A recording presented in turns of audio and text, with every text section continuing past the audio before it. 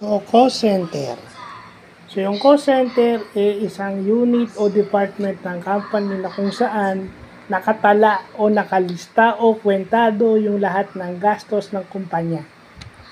So, doon nakikita yung lahat ng ginagastos ng kumpanya, kaya nga cost center. Pero hindi siya directly nagko-contribute sa revenue. Wala siyang contribution sa kita ng kumpanya o sa revenue ng kumpanya.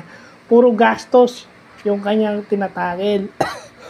So, yun yung isang sub-department ng accounting department na nag-handle ng gastos, nagkukwenta ng gastos, o parang yun ang naglalabas ng pera para bayaran yung kung ano man ang gastos ng kumpanya.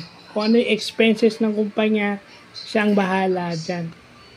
Siya yung nagre-release ng fund at nagkukwenta ng mga dapat bayaran ng mga kumpanya mismo. Yan ang cost center.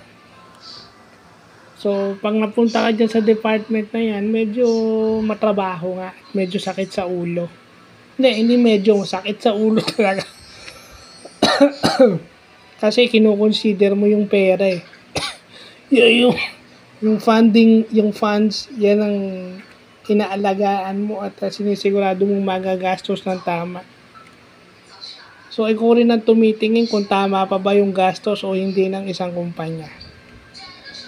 So, yun lang po.